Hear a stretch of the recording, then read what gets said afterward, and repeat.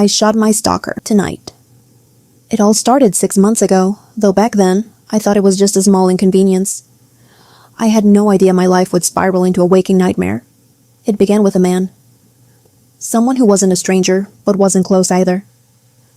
At first, it seemed harmless, occasional messages and phone calls. But then, his behavior became obsessive.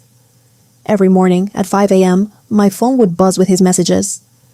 The texts were long, erratic, and sometimes filled with threats disguised as affection.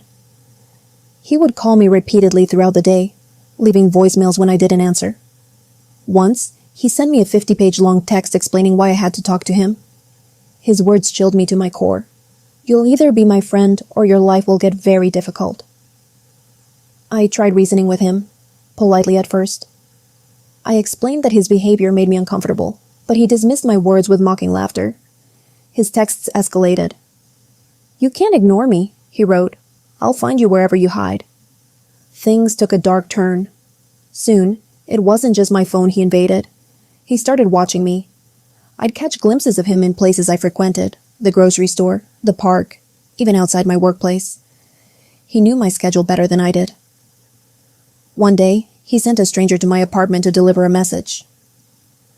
The man looked confused when I opened the door. He told me to tell you he's always watching, the man stammered. That was the day I realized this wasn't going to stop. I contacted the police.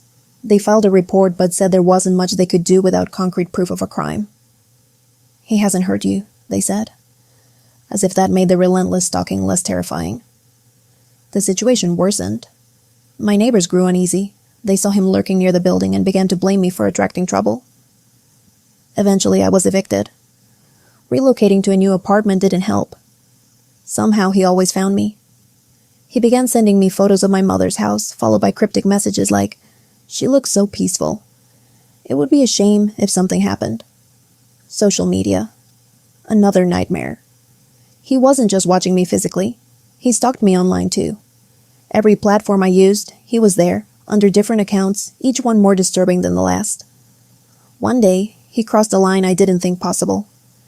He created a fake profile using my name and photos, uploading edited images to make it look like I'd taken intimate pictures of myself. People from my work saw it before I could report and delete it. The humiliation was unbearable. Reaching the breaking point. The fear became all-consuming. Every noise at night felt like him. Every shadow looked like his. And then, one night, it wasn't just my imagination. A loud banging woke me up. He was outside my door, shouting my name. "I know you're in there. Open the door." I called the police, but by the time they arrived, he was gone. The officers told me the same thing they always did. Unless he breaks in or hurts you, we can't do much. That was when I decided I couldn't rely on anyone but myself. I bought a gun.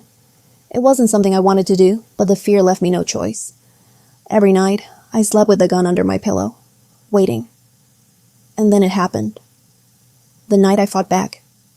It was past midnight when I heard it, the sound of someone picking the lock on my front door. My heart raced as I grabbed the gun.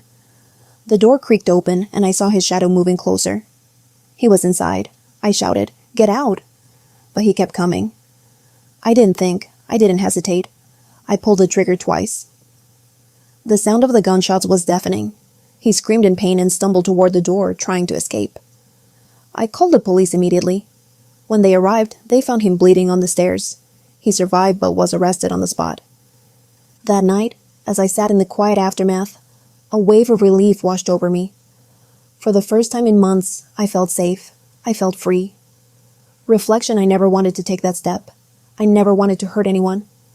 But he left me no choice. Even now, I wonder how it got this far. How someone could become so consumed by obsession that they lost all sense of boundaries. But one thing I know for sure, I'll never let anyone make me feel that helpless again.